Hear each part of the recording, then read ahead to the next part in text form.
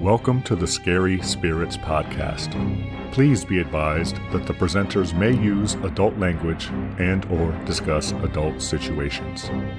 This podcast is not intended for younger listeners or those that may be easily offended.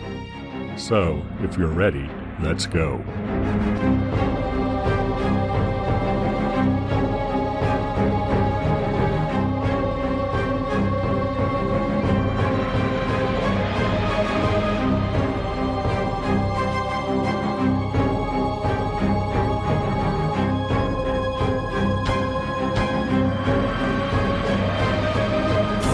Good evening, Scary Spiriters, and welcome to another edition of Bedtime Stories with the Scary Spirits Podcast.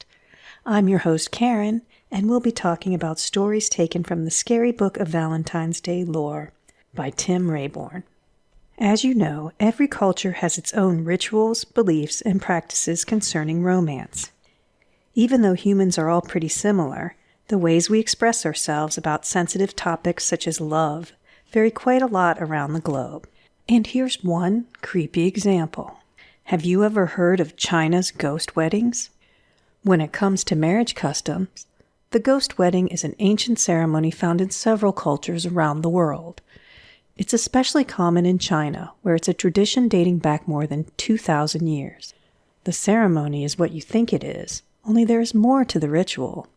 A ghost wedding involves the marriage of two dead people, or in some cases, one living person and one dead person. So what is the purpose behind these ceremonies? The answer has to do with cultural expectations as well as Chinese philosophy. There is an abiding belief that all things need to be in union with their opposite, as shown in the famous yin-yang symbol. Because of this, when anyone who is unmarried dies, there is a fear that the person's soul will be unhappy in the afterlife, unless it is joined with a companion. To remedy this, the family members of the dead person will sometimes seek out someone else of the opposite sex who has also died unmarried, and then, with that family's blessing, join the two in a symbolic marriage ceremony so that they can be together in death. Obviously, this kind of ritual is intended for the family members, and, like a funeral, it is meant as a way of honoring the dead. On the more macabre side, the bride's bones will be dug up and reinterred with those of her new husband, so that they can be together forever in this world as well as the next. In some cases, people have claimed that the deceased reached out to them and requested a spouse. The dead might contact the living through dreams, or even make a relative sick until they hold a seance and discover the true cause of the illness. Once the family pledges to marry the dead family member, the spirit relents and the sickness goes away.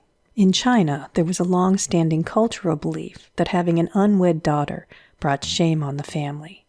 So if she died unwed, this was a chance to restore the family's honor, as well as give her spirit some peace. In more recent decades, especially in South Asia, there have been controversial marriages between a living and a dead person. In some cases, it has involved a woman marrying the man whom she intended to marry, but who was tragically taken from her. She could then adopt a child and carry on his family's name. There have also been stories of grave robbing. In 2015, the corpses of 14 women were stolen and sold to families who needed dead brides for their weddings. Unfortunately, there are even reports of murder, where someone is killed so that their body can be sold for marriage purposes. Of course, this is illegal, and the Chinese government has tried to crack down on it. But in more rural areas, the sinister practice of selling corpses for ghost weddings may continue. If you've got time for one more story, let's move from ghost weddings to coffin weddings. Yes, Thailand has coffin weddings. A wedding day must surely be one of the most exciting and stressful days in one's life. A day of celebration and promise, but also of big plans and outlandish expenses. We imagine groups of happy people toasting, dancing, cutting cake, and having the time of their lives. But what happens to all that fun if you have to spend part of your wedding day in a coffin? In 2015, Valentine's Day fell on the same day as Macabre Day, an important Buddhist holiday celebrated in Southeast Asia. On that day, 10 engaged couples went to a Buddhist temple in northwest Bangkok to get married in an unusual ceremony. Each couple took turns making offerings to the monks and the temple. Then, with both the bride and the groom holding bouquets of flowers, they lay down in the coffin large enough to fit 2 people, the inside of which was decorated in bright pink. The monks then laid a large white sheet over the couple, like a shroud, symbolizing the deaths of their previous lives. The monks began chants that were normally reserved for funerals, as if the couple were dead. When they completed this chanting, the monks offered up blessings for a new life together and removed the shroud. This ritual was believed to dispel bad luck for the new couples.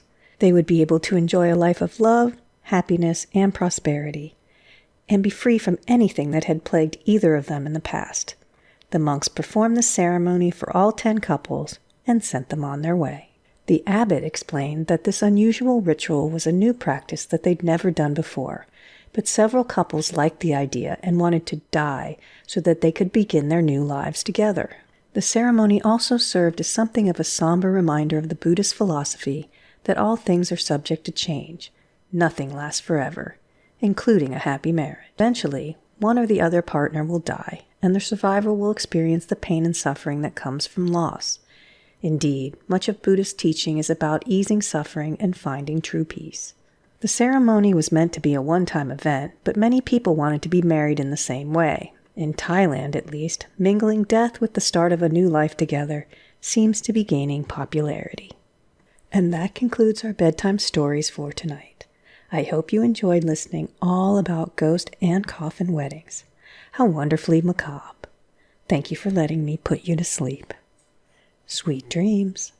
Thanks so much for listening. Want to keep in touch? Check out our website, scaryspirits.com. Follow us on Facebook and Instagram at Scary Spirits Podcast. Find us on YouTube at Scary Spirits Podcast. If you have questions or comments, you can email us at info@scaryspirits.com. To help us grow the podcast, you can leave us a review on Apple Podcasts. You know, we really do appreciate your support. And as always, please drink responsibly.